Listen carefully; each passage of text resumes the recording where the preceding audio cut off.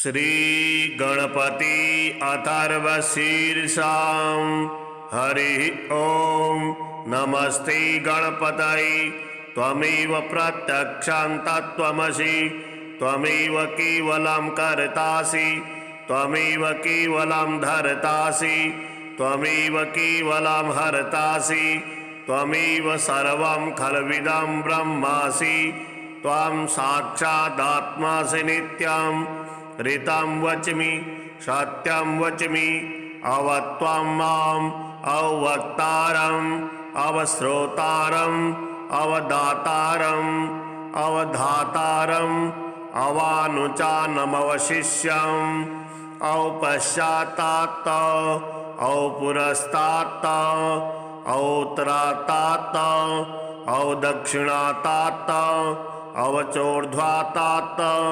अवाधरात्तात् सर्वतो मां पाहि पाहि समन्तात् त्वं वाङ्मयस्त्वं चिन्मयः त्वमानन्दमयस्त्वं ब्रह्ममयः त्वं सच्चिदानन्दाद्वितीयोऽसि त्वं प्रत्यक्षं ब्रह्मासि त्वं ज्ञानमयो विज्ञानमयोऽसि सर्वं जगदिदं तत्तु जायते सर्वं जगदिदं त्वत्तिष्ठति सर्वं जगदिदं त्वयि लयमेष्यति सर्वं जगदिदं त्वयि प्रत्येति त्वं भूमिरापो नलो नीलो नभः त्वं चत्वारि वाक्पदानि त्वं गुणत्रयातीतः त्वं वस्थात्रयातीतः त्वं देहत्रयातीतः त्वं कालत्रयातीतः त्वं मूलाधार स्थितोऽसि नित्यं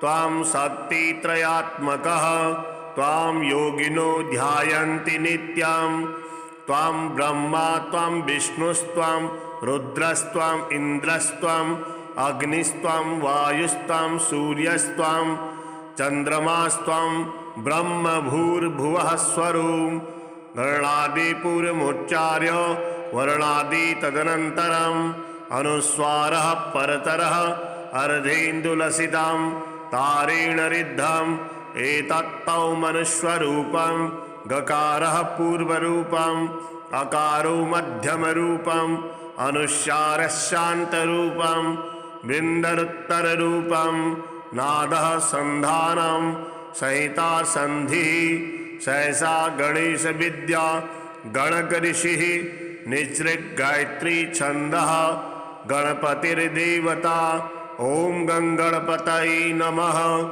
एकदंताय विद्महे वक्रतुंडाय धीमहि तन्नो दन्तिः प्रचोदयात् एकदन्तं चतुर्हस्तं पाशमङ्कुशधारिणं रदं च वरदं हस्तैर्बिभ्राणां मूषकध्वजं रक्तं लम्बोदरं शूर्प कर्णकं रक्तवाससं रक्तगन्धानुलिप्ताङ्गं रक्तपुष्पैः सुपूजितं भक्तानुकम्पिनं देवं जगत्कारणमच्युतम् आविर्भूतं च सृष्ट्यादौ प्रकृतेः पुरुषात् परम् एवं ध्यायति यो नित्यं स योगी योगिनां वरः नमो व्रातपतये नमो गणपतये नमः प्रमथपतये नमस्ते सुलम्बोदराय एकदन्ताय विघ्ननाशिने शिवसुताय श्रीवरदमूर्तये नमो नमः एतद् अथर्वशीर्षं योधीति सा ब्रह्मभूयाय कल्पते सा सर्वतः सुखमेधते सा सर्वविघ्नैर्न बाध्यते सा पञ्चमहापापात् प्रमुच्यते सायमधियानो दिवसकृतं पापं नाशयति प्रातर्धियानो रात्रिकृतं पापं नाशयति सायं प्रातः प्रयुञ्जानो अपापो भवति सर्वत्राधियानो अपिघ्नो भवति धर्मार्थकाममोक्षं च विन्दति इदम् अथर्वशीर्षमशिष्याय न देयं यो यदि मोहात् दास्यति स पापीयान् भवति सहस्रावर्तनात् यं यं कामधीते तं तमनेन साधयेत् अनेन गणपति विषिञ्चते सवाग्मी भवति चतुर्थ्या मनस्नन् जपति स विद्यावान् भवति स यशोवान् भवति इत्याथर्वणवाक्यं ब्रह्माद्यावरणं विद्यात् न बिभेति कदाचनेति यो दुर्वान् कुरेर्यजति स वैश्रवणोपमो भवति यो लाजिर्यजति स यशोवान् भवति स मेधावान् भवति यो मोदकसहस्रेण यजति स वाञ्छितफलमवाप्नोति यः साज्य समिर्भिर्यजति स सर्वं लभते स सर्वं लभते अष्टौ ब्राह्मणान् सम्यक् गृहीत्वा सूरवर्चस्वी भवति सूरग्रही महानद्यां प्रतिमा सन्निधौ वा जपत्वा सिद्धमन्त्रो भवति महाविघ्नात् प्रमुच्यते महादोषात् प्रमुच्यते महापापात् प्रमुच्यते सा सर्वविद् भवति सा सर्वविद् भवति यैवं वेद इत्युपनिषद। ॐ सहनाववतु सहनौ भुनक्तु सह वीर्यं करवावहै तेजस्विनावधीतमस्तु मा विद्विषावहै। ॐ भद्रं कर्णेभिः शृणुयाम देवा भद्रं पश्येमाक्षभिर्यजत्राः स्थिरैरङ्गैस्तुष्ट्वांस्तनूभिः वशेम देवहितं जदायुः। ॐ स्वस्ति न इन्द्रो वृद्धश्रवाः स्वस्ति नः पूषा विश्ववेदाः स्वस्ति नस्तारक्षो अरिष्टनेमिः स्वस्ति नो बृहस्पतिर्दधातु। ॐ शान्तिः शान्तिः शान्तिः। श्री शिव पार्वती स्तोत्रम्। पितामह शिरच्छेद प्रवीण करपल्लव नमस्तुभ्यं नमस्तुभ्यं नमस्तुभ्यं महेश्वर। निशुम्भ शुम्भ प्रमुख दैत्य शिक्षण दक्षिणे नमस्तुभ्यं नमस्तुभ्यं नमस्तुभ्यं महेश्वरी। शैलराजस्य जामातः शशिरेखावतंसक नमस्तुभ्यं नमस्तुभ्यं नमस्तुभ्यं महेश्वर। शैलराजात्मजे मातः सातकुम्भनिभप्रभे नमस्तुभ्यं नमस्तुभ्यं नमस्तुभ्यं महेश्वरी। भूतनाथ पुराराते भुजङ्गकृतभूषण नमस्तुभ्यं नमस्तुभ्यं नमस्तुभ्यं महेश्वर। पादप्रणतभक्तानां पारिजातगुणाधिके नमस्तुभ्यं नमस्तुभ्यं नमस्तुभ्यं महेश्वरी। हलास्य शेषदयामूर्ते हलाहल्लसद्गल नमस्तुभ्यं नमस्तुभ्यं नमस्तुभ्यं महेश्वर। नितम्बिनी महेशस्य कदम्बवननायके नमस्तुभ्यं नमस्तुभ्यं नमस्तुभ्यं महेश्वरी। श्री गौरीपति शतनाम स्तोत्रम्। नमो रुद्राय नीलाय भीमाय परमात्मने कपर्दिने सुरेशाय व्योमकेशाय वै नमः। वृषभध्वजाय सोमाय सोमनाथाय शम्भवे दिगंबराय भर्गाय उमाकान्ताय वै नमः। तमोमयाय भव्याय शिवश्रेष्ठाय विष्णवे व्यालप्रियाय व्यालाय बालानां पतये नमः। महीधराय व्याघ्राय पशूनां पतये नमः। पुरान्तकाय सिंहाय शार्दूलाय मखाय च मीनाय मीननाथाय सिद्धाय परमेष्ठिने कामान्तकाय बुद्धाय बुद्धीनां पतये नमः। कपोताय विशिष्टाय शिष्टाय सकलात्मने वेदाय वेदजीवाय वेदगुह्याय वै नमः। दीर्घाय दीर्घरूपाय दीर्घायार्थाय विनाशिने नमो जगत्प्रतिष्ठाय व्योमरूपाय वै नमः। गजासुरमहाकाल यान्धकासुरवेधिने नीललोहितशुक्लाय चण्डमुण्डप्रियाय च भक्तिप्रियाय देवाय ज्ञातृज्ञानाव्ययाय च महेशाय नमस्तुभ्यं महादेवहराय च त्रिनेत्राय त्रिवेदाय वेदांगाय नमो नमः। अर्थाय चार्थरूपाय परमार्थाय वै नमः। विश्वभूपाय विश्वाय विश्वनाथाय वै नमः। शंकराय च कालाय कालावयवरूपिणे अरूपाय विश्वरूपाय सूक्ष्मसूक्ष्माय वै नमः। शमशानवासिने भूयो नमस्ते कृतवाससे। शशाङ्कशेखरायेषा योग्रभूमिशयाय च दुर्गाय दुर्गपाराय दुर्गावयवसाक्षिणे लिङ्गरूपाय लिङ्गाय लिङ्गानां पतये नमः। नमः प्रलयरूपाय प्रणवार्थाय वै नमः। मृत्युञ्जयात्मभवस्वरूपिणे गौरीपते सकलमङ्गलहेतवे नमः। हरिः ॐ नमस्ते गणपतये। त्वमेव प्रत्यक्षं तत्त्वमसि त्वमेव केवलं कर्तासि त्वमेव केवलं धर्तासि त्वमेव केवलं हर्तासि त्वमेव सर्वं खल्विदं ब्रह्मासि। त्वं साक्षादात्मासि नित्यं ऋतं वच्मि सत्यं वच्मि अवत्वं माम् अवक्तारम् अवश्रोतारम् अवदातारम् अवधातारम् अवानुचानमवशिष्यम् औपश्चात्तात औपुरस्तात् औत्तरातात औदक्षिणातात अवचोर्ध्वातात अवाधरातात सर्वतो मां पाहि पाहि समन्तात्।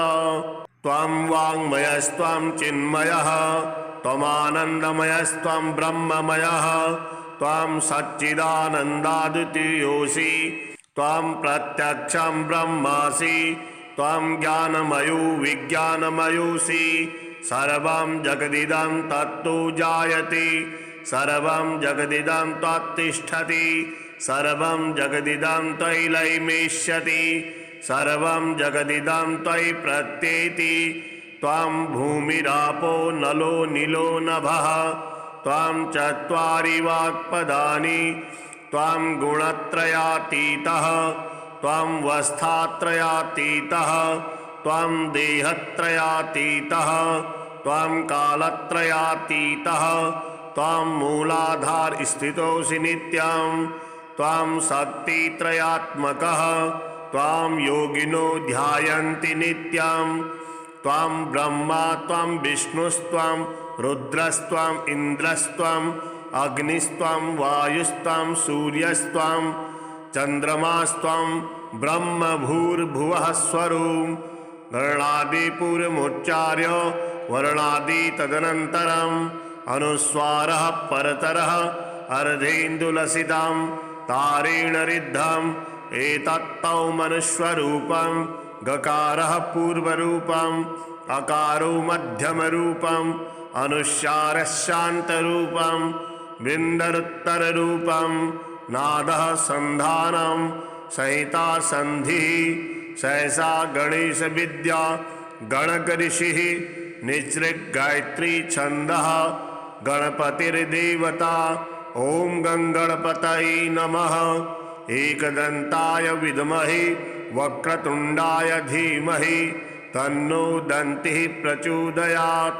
एकदन्तं चतुर्हस्तं पाशमङ्कुशधारिणं रदं च वरदं हस्तैर्बिभ्राणां मूषकध्वजं रक्तं लम्बोदरं शूर्प कर्णकं रक्तवाससं रक्तगन्धानुलिप्ताङ्गं रक्तपुष्पैः सुपूजितं भक्तानुकम्पिनं देवं जगत्कारणमच्युतम् आविर्भूतं च सृष्ट्यादौ प्रकृतेः पुरुषात् परम् एवं ध्यायति यो नित्यं स योगी योगिनां वरः। नमो व्रातपतये नमो गणपतये नमः प्रमथपतये नमस्ते लंबोदराय एकदन्ताय विघ्ननाशिने शिवसुताय श्रीवरदमूर्तये नमो नमः।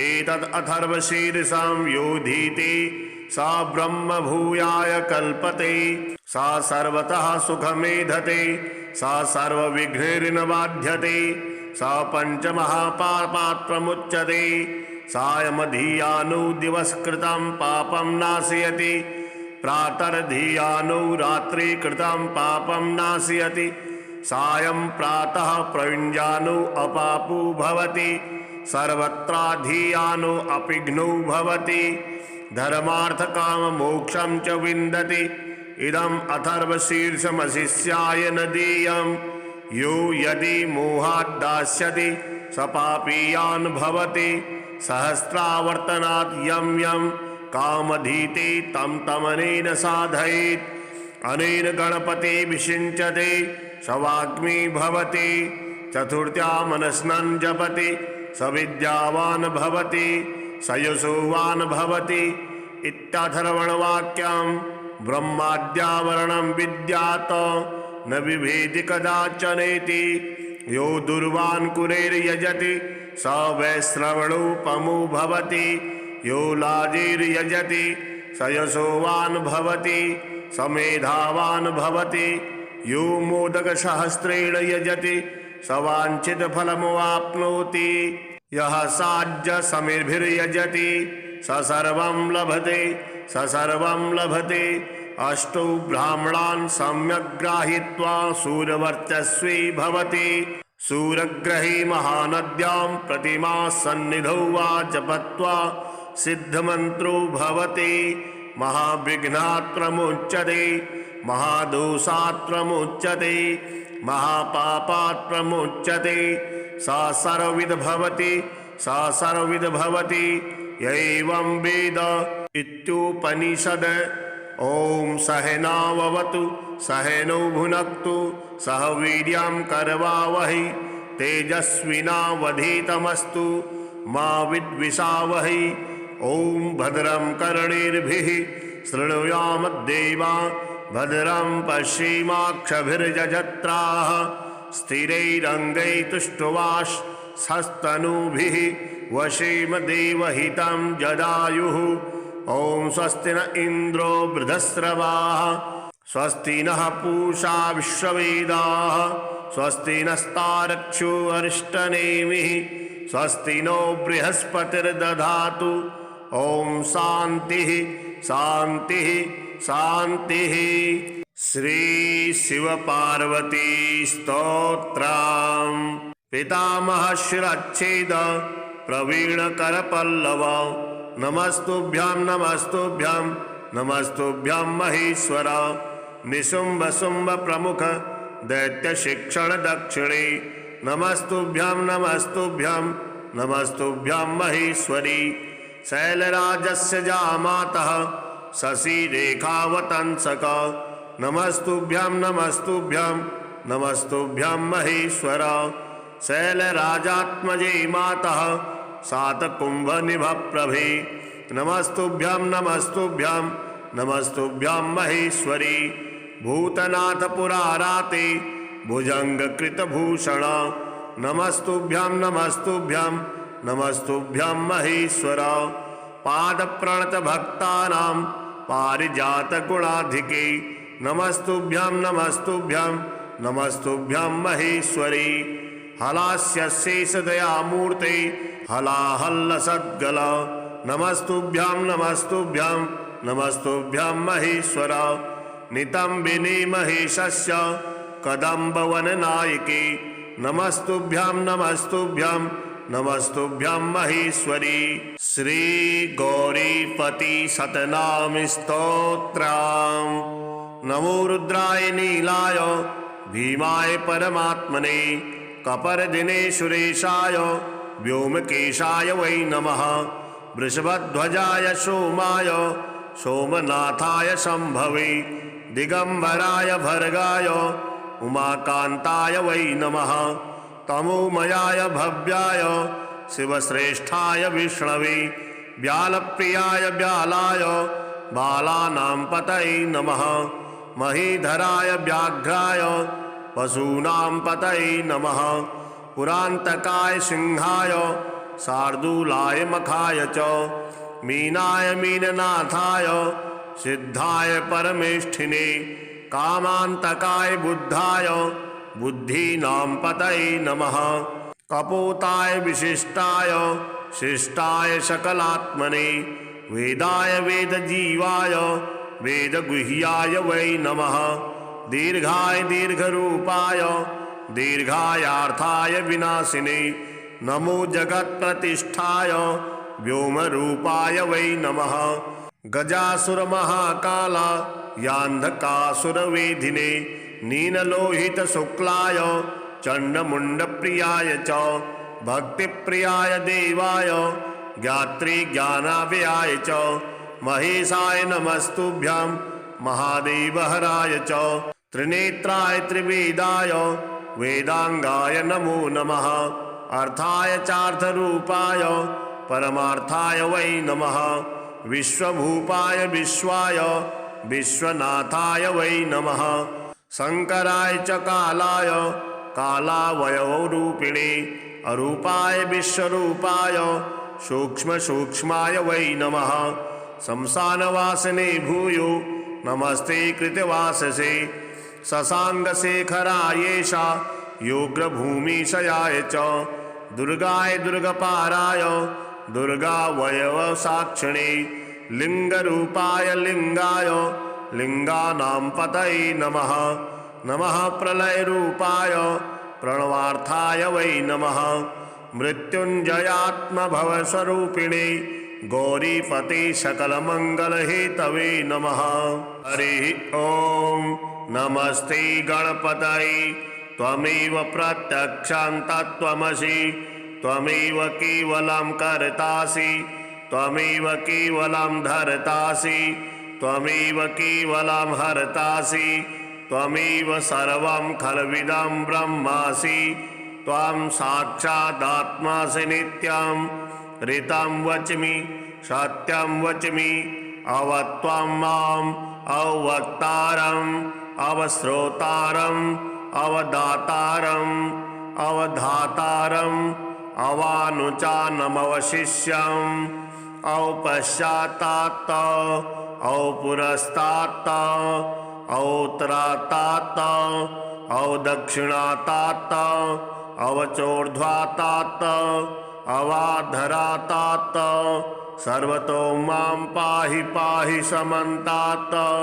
त्वं वाङ्मयस्त्वं चिन्मयः त्वमानन्दमयस्त्वं ब्रह्ममयः त्वं सच्चिदानन्दाद्वितीयोऽसि त्वं प्रत्यक्षं ब्रह्मासि त्वं ज्ञानमयो विज्ञानमयोऽसि सर्वं जगदिदं तत्तु जायते सर्वं जगदिदं त्वत्तिष्ठति सर्वं जगदिदं त्वयि लयमेष्यति सर्वं जगदिदं त्वयि प्रत्येति त्वं भूमिरापो नलो नीलो नभः त्वं चत्वारि वाक्पदानि त्वं गुणत्रयातीतः त्वं वस्थात्रयातीतः त्वं देहत्रयातीतः त्वं कालत्रयातीतः त्वं मूलाधार स्थितोऽसि नित्यं त्वं शक्तित्रयात्मकः त्वं योगिनो ध्यायन्ति नित्यं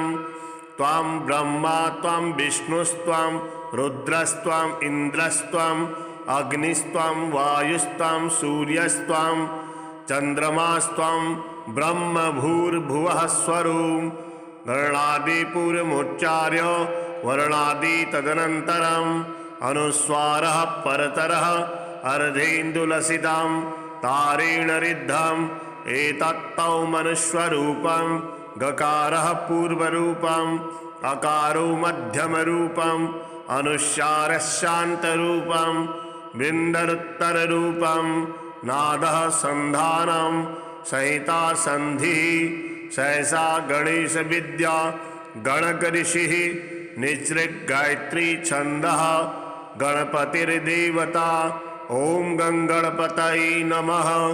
एकदंताय विद्महे वक्रतुंडाय धीमहि तन्नो दन्तिः प्रचोदयात्। एकदन्तं चतुर्हस्तं पाशमङ्कुशधारिणं रदं च वरदं हस्तैर्बिभ्राणां मूषकध्वजं रक्तं लम्बोदरं शूर्प कर्णकं रक्तवाससं रक्तगन्धानुलिप्ताङ्गं रक्तपुष्पैः सुपूजितं भक्तानुकम्पिनं देवं जगत्कारणमच्युतम् आविर्भूतं च सृष्ट्यादौ प्रकृतेः पुरुषात् परम् एवं ध्यायति यो नित्यं स योगी योगिनां वरः। नमो व्रातपतये नमो गणपतये नमः प्रमथपतये नमस्ते लंबोदराय एकदन्ताय विघ्ननाशिने शिवसुताय श्रीवरदमूर्तये नमो नमः।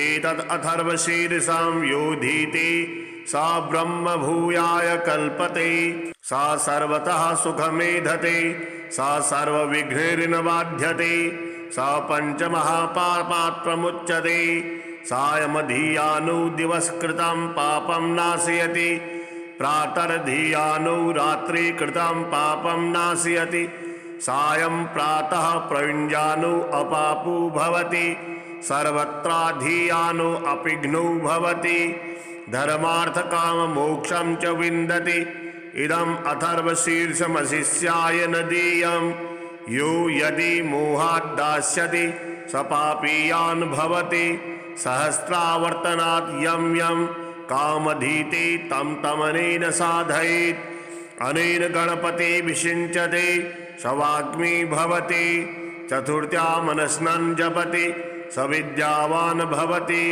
स यशोवान् भवति इत्याथर्वणवाक्यं ब्रह्माद्यावरणं विद्यात् न बिभेति कदाचनेति यो दुर्वान् कुरेर्यजति स वैश्रवणोपमो भवति यो लाजिर्यजति स यशोवान् भवति स मेधावान् भवति यो मोदकसहस्रेण यजति स वाञ्छितफलमवाप्नोति यः साज्य समिर्भिर्यजति स सर्वं लभते स सर्वं लभते अष्टौ ब्राह्मणान् सम्यक् गृहीत्वा सूरवर्चस्वी भवति सूरग्रही महानद्यां प्रतिमा सन्निधौ वा जपत्वा सिद्धमन्त्रो भवति महाविघ्नात् प्रमुच्यते महादोषात् प्रमुच्यते महापापात् प्रमुच्यते सा सर्वविद भवति सा सर्वविद भवति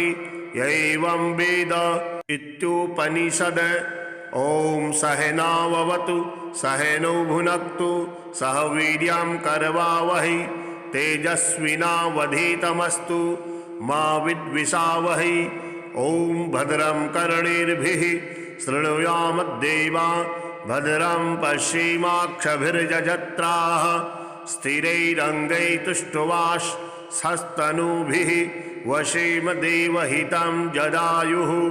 ओम स्वस्ति न इंद्रो वृधस्रवाः स्वस्ति नः पूषा विश्ववेदाः स्वस्ति नस्तारक्षो अरिष्टनेमिः स्वस्ति नो बृहस्पतिर्दधातु।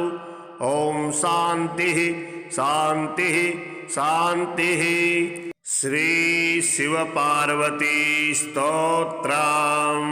पितामह शिरच्छेद प्रवीण करपल्लव नमस्तुभ्यां नमस्तुभ्यां नमस्तुभ्यां महेश्वर निशुंभ शुंभ प्रमुख दैत्य शिक्षण दक्षिणे नमस्तुभ्यां नमस्तुभ्यां नमस्तुभ्यां महेश्वरी शैलराजस्य जामातः शशिरेखावतंसक नमस्तुभ्यां नमस्तुभ्यां नमस्तुभ्यां महेश्वर शैलराजात्मजे मातः सातकुंभनिभप्रभे नमस्तुभ्यां नमस्तुभ्यां नमस्तुभ्यां महेश्वरी भूतनाथ पुराराते भुजंगकृतभूषण नमस्तुभ्यां नमस्तुभ्यां नमस्तुभ्यां महेश्वर पादप्रणत भक्तानां पारिजात गुणाधिके नमस्तुभ्यां नमस्तुभ्यां नमस्तुभ्यां महेश्वरी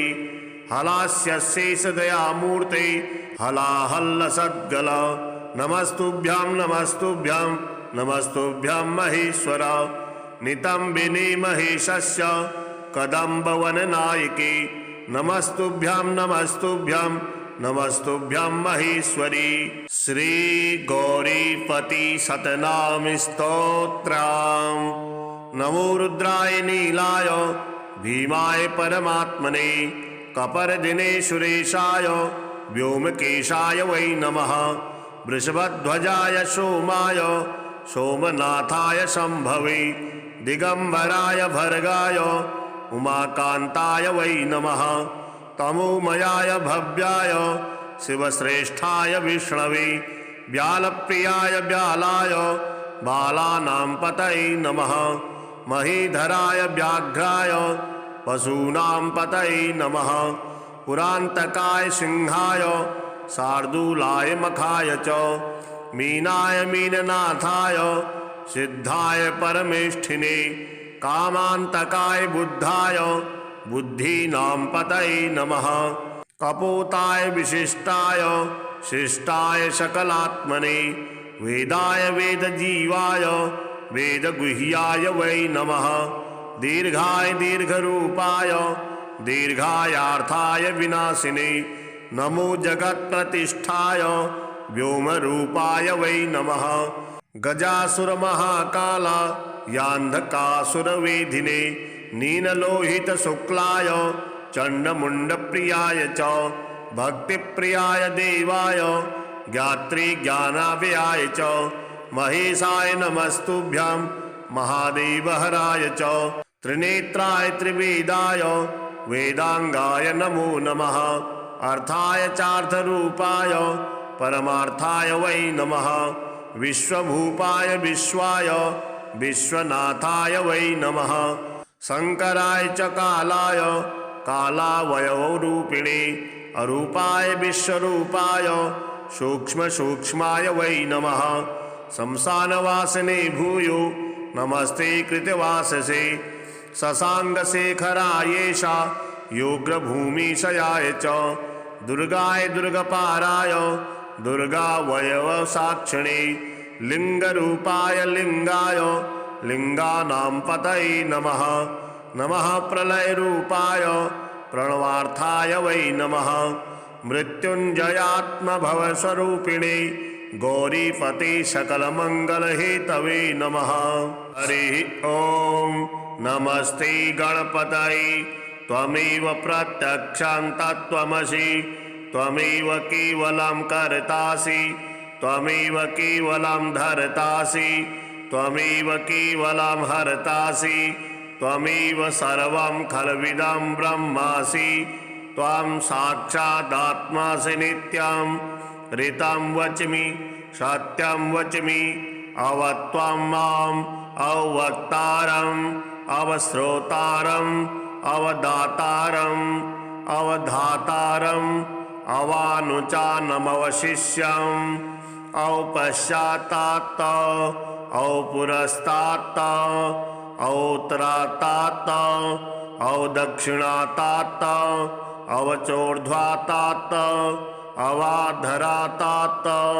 सर्वतो मां पाहि पाहि समन्तात्। त्वं वाङ्मयस्त्वं चिन्मयः त्वमानन्दमयस्त्वं ब्रह्ममयः। त्वं सच्चिदानन्दाद्वितीयोऽसि। त्वं प्रत्यक्षं ब्रह्मासि। त्वं ज्ञानमयो विज्ञानमयोऽसि। सर्वं जगदिदं तत्तु जायते। सर्वं जगदिदं त्वत्तिष्ठति। सर्वं जगदिदं त्वयि लयमेष्यति। सर्वं जगदिदं त्वयि प्रत्येति। त्वं भूमिरापो नलो नीलो नभः। त्वं चत्वारि वाक्पदानि। त्वं गुणत्रयातीतः। त्वं वस्थात्रयातीतः। त्वं देहत्रयातीतः। त्वं कालत्रयातीतः। त्वं मूलाधार स्थितोऽसि नित्यं। त्वं शक्तित्रयात्मकः। त्वं योगिनो ध्यायन्ति नित्यं। त्वं ब्रह्मा त्वं विष्णुस्त्वं रुद्रस्त्वं इन्द्रस्त्वं अग्निस्त्वं वायुस्त्वं सूर्यस्त्वं चन्द्रमास्त्वं ब्रह्म भूर्भुवः स्वरूपं। गणादिपूर्वमुच्चार्य वर्णादि तदनन्तरम् अनुस्वारः परतरः अर्धेन्दुलसितं तारेण रिद्धम्। एतत्तौ मनुष्यरूपं। गकारः पूर्वरूपम्। अकारो मध्यमरूपम्। अनुस्वारः शान्तरूपम्। बिन्दरुत्तररूपं नादः सन्धानं संहिता संधिः सहसा गणेश विद्या गणकऋषिः निसृगायत्री छन्दः गणपतिर्देवता। ओम गंगणपतये नमः। एकदंताय विद्महे वक्रतुंडाय धीमहि तन्नो दन्तिः प्रचोदयात्। एकदन्तं चतुर्हस्तं पाशमङ्कुशधारिणं रदं च वरदं हस्तैर्बिभ्राणां मूषकध्वजं रक्तं लम्बोदरं शूर्प कर्णकं रक्तवाससं रक्तगन्धानुलिप्ताङ्गं रक्तपुष्पैः सुपूजितं भक्तानुकम्पिनं देवं जगत्कारणमच्युतम् आविर्भूतं च सृष्ट्यादौ प्रकृतेः पुरुषात् परम् एवं ध्यायति यो नित्यं स योगी योगिनां वरः। नमो व्रातपतये नमो गणपतये नमः प्रमथपतये नमस्ते सुलम्बोदराय एकदन्ताय विघ्ननाशिने शिवसुताय श्रीवरदमूर्तये नमो नमः। एतद् अथर्वशीर्षं योधीति सा ब्रह्म भूयाय कल्पते सा सर्वतः सुखमेधते सा सर्वविघ्नैर्न बाध्यते सा पञ्चमहापापात् प्रमुच्यते सायमधियानो दिवसकृतं पापं नाशयति प्रातर्धियानो रात्रिकृतं पापं नाशयति सायं प्रातः प्रयुञ्जानो अपापो भवति सर्वत्राधियानो अपिघ्नो भवति धर्मार्थकाममोक्षं च विन्दति। इदम् अथर्वशीर्षमशिष्याय न देयं यो यदि मोहात् दास्यति स पापीयान् भवति सहस्रावर्तनात् यं यं कामधीते तं तमनेन साधयेत् अनेन गणपते विषिञ्चते स वाग्मी भवति चतुर्थ्या मनस्नन् जपति स विद्यावान् भवति स यशोवान् भवति इत्याथर्वणवाक्यं ब्रह्माद्यावरणं विद्यात् न बिभेति कदाचनेति यो दुर्वान् कुरेर्यजति स वैश्रवणोपमो भवति यो लाजिर्यजति स यशोवान् भवति स मेधावान् भवति यो मोदकसहस्रेण यजति स वाञ्छितफलमवाप्नोति यः साज्यसमिर्भिर्यजति स सर्वं लभते स सर्वं लभते। अष्टौ ब्राह्मणान् सम्यक् गृहीत्वा सूरवर्चस्वी भवति सूरग्रही महानद्यां प्रतिमा सन्निधौ वा जपत्वा सिद्धमन्त्रो भवति महाविघ्नात् प्रमुच्यते महादोषात् प्रमुच्यते महापापात् प्रमुच्यते सा सर्वविद भवति सा सर्वविद भवति एवं वेद इत्युपनिषद। ओम सहनाववतु सहनौ भुनक्तु सह वीर्यं करवावहै तेजस्विनावधीतमस्तु मा विद्विषावहै। ओम भद्रं कर्णेभिः शृणुयाम देवा भद्रं पश्येमाक्षभिर्यजत्राः स्थिरैरङ्गैस्तुष्ट्वांस्तनूभिः वशेम देवहितं जदायुः। ओम स्वस्ति न इंद्रो वृद्धश्रवाः स्वस्ति नः पूषा विश्ववेदाः स्वस्ति नस्तारक्षो अरिष्टनेमिः स्वस्ति नो बृहस्पतिर्दधातु। ओम शांति शांति शांति। श्री शिव पार्वती स्तोत्रम्। पितामह शिरच्छेद प्रवीण करपल्लव नमस्तुभ्यं नमस्तुभ्यं नमस्तुभ्यं महेश्वर निशुम्भ शुम्भ प्रमुख दैत्य शिक्षण दक्षिणे नमस्तुभ्यं नमस्तुभ्यं नमस्तुभ्यं महेश्वरी शैलराजस्य जामातः शशिरेखावतंसक नमस्तुभ्यं नमस्तुभ्यं नमस्तुभ्यं महेश्वर शैलराजात्मजे मातः सातकुंभनिभप्रभे नमस्तुभ्यं नमस्तुभ्यं नमस्तुभ्यं महेश्वरी भूतनाथ पुराराते भुजंगकृतभूषण नमस्तुभ्यं नमस्तुभ्यं नमस्तुभ्यं महेश्वर। पादप्रणतभक्तानां पारिजातगुणाधिके नमस्तुभ्यं नमस्तुभ्यं नमस्तुभ्यं महेश्वरी।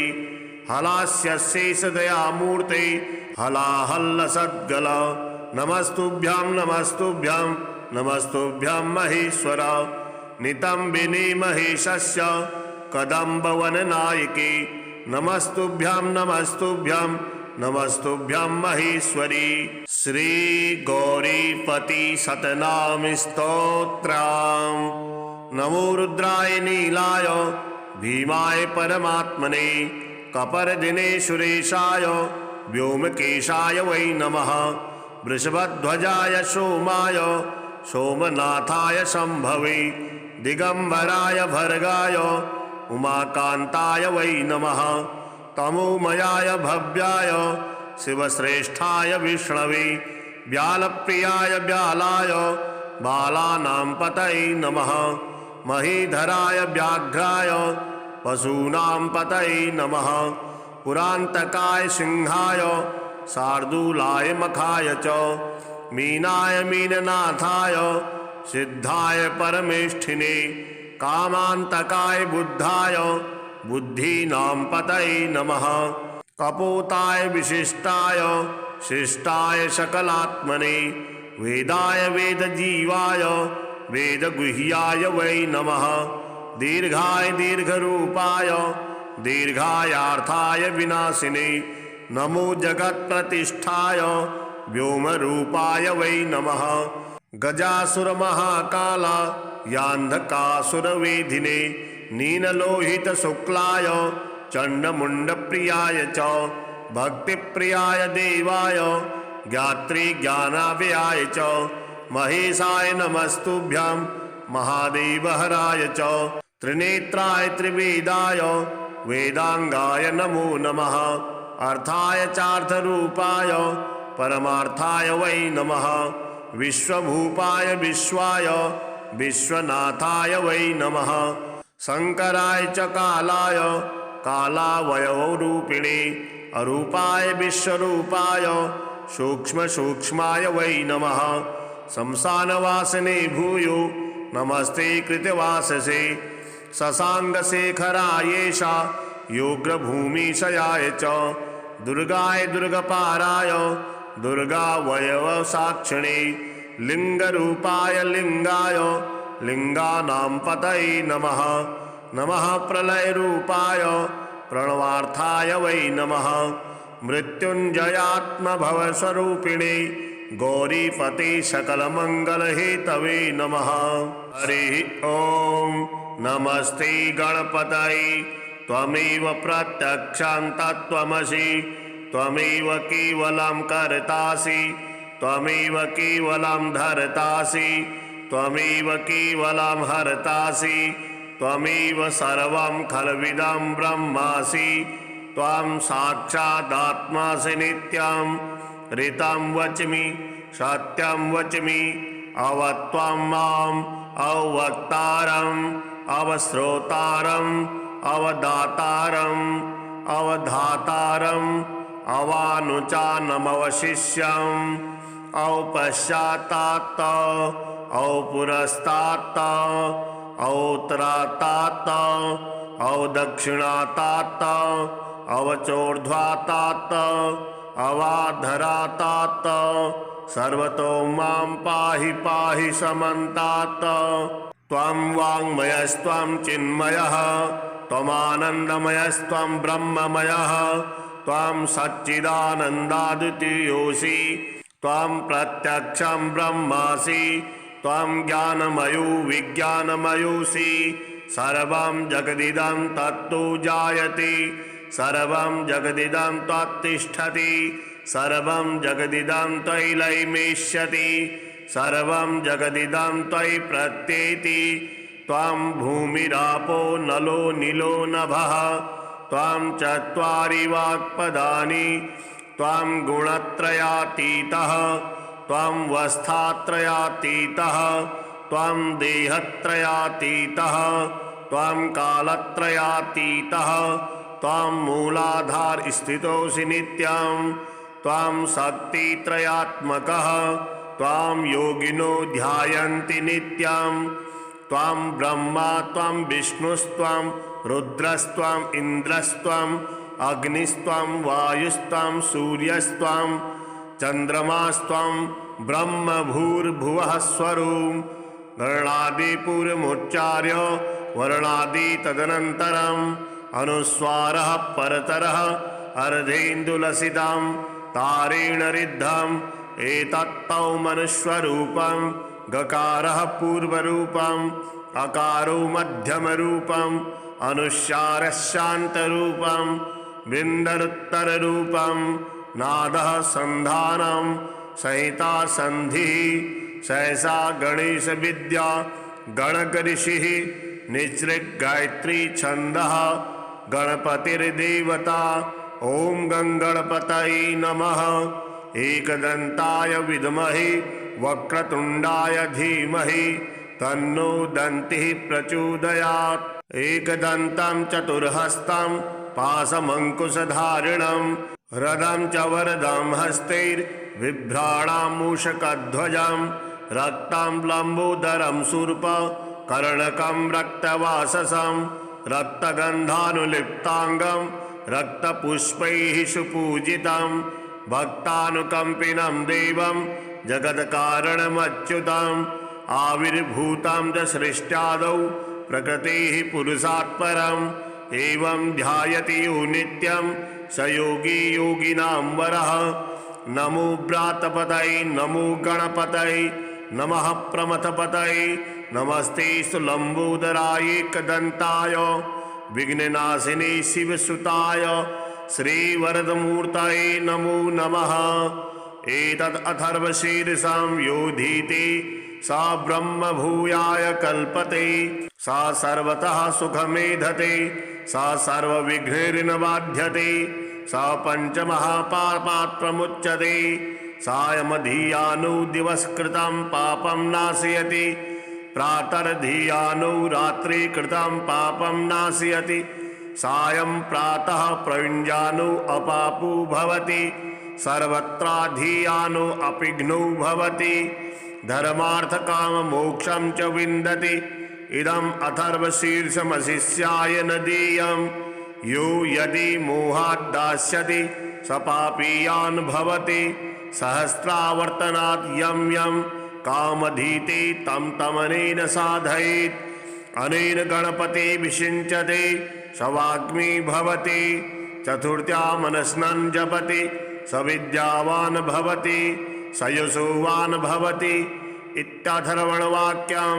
ब्रह्माद्यावरणं विद्यात् न बिभेति कदाचनेति यो दुर्वान् कुरेर्यजति स वैश्रवणोपमो भवति यो लाजिर्यजति स यशोवान् भवति स मेधावान् भवति यो मोदकसहस्रेण यजति स वाञ्छितफलमवाप्नोति यः साज्य समिर्भिर्यजति स सर्वं लभते स सर्वं लभते अष्टौ ब्राह्मणान् सम्यक् गृहीत्वा सूरवर्चस्वी भवति सूरग्रही महानद्यां प्रतिमा सन्निधौ वा जपत्वा सिद्धमन्त्रो भवति महाविघ्नात् प्रमुच्यते महादोषात् प्रमुच्यते महापापात् प्रमुच्यते सा सर्वविद भवति सा सर्वविद भवति यैवं वेद इत्युपनिषद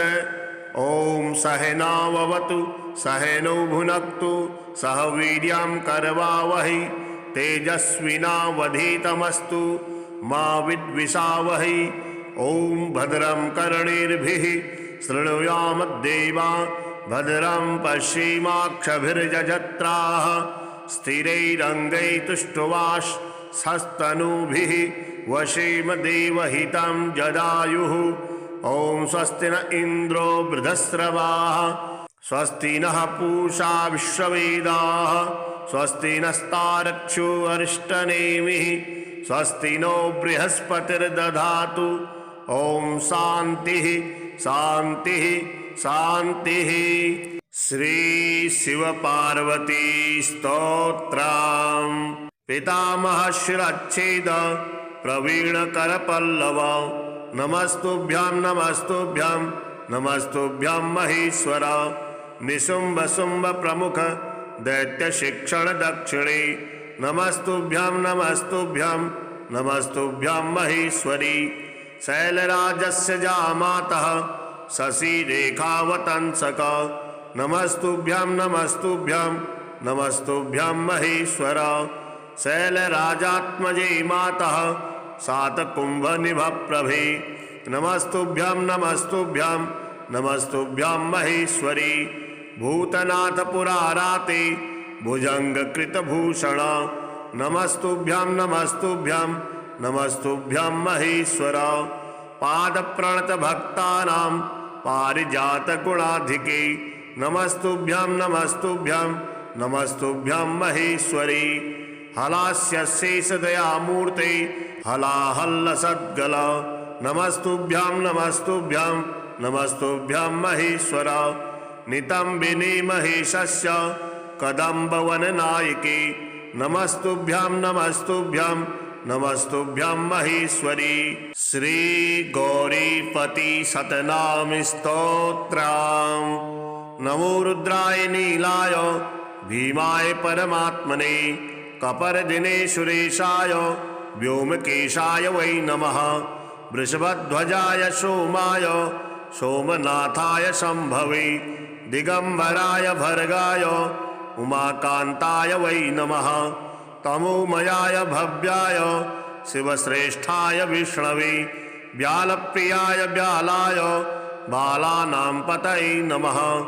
महीधराय व्याघ्राय पशूनां पतये नमः। पुरांतकाय सिंहाय शार्दूलाय मखाय च। मीनाय मीननाथाय सिद्धाय परमेष्ठिने। कामांतकाय बुद्धाय बुद्धीनां पतये नमः। कपोताय विशिष्टाय शिष्टाय सकलात्मने। वेदाय वेदजीवाय वेदगुह्याय वै नमः। दीर्घाय दीर्घरूपाय दीर्घायार्थाय विनाशिने। नमो जगत्प्रतिष्ठाय व्योमरूपाय वै नमः। गजासुर महाकाल यान्धकासुरवेधिने। नीललोहित शुक्लाय चण्डमुण्डप्रियाय च। भक्तिप्रियाय देवाय ज्ञात्री ज्ञानाव्ययाय च। महेशाय नमस्तुभ्यां महादेवहराय च। त्रिनेत्राय त्रिवेदाय वेदांगाय नमो नमः। अर्थाय चार्थरूपाय परमार्थाय वै नमः। विश्वभूपाय विश्वाय विश्वनाथाय वै नमः। शंकराय च कालाय कालावयवरूपिणे। अरूपाय विश्वरूपाय सूक्ष्म सूक्ष्माय वै नमः। शमशानवासिने भूयो नमस्ते कृतवाससे। शशांकशेखरायेषा योग्रभूमिशयाय च।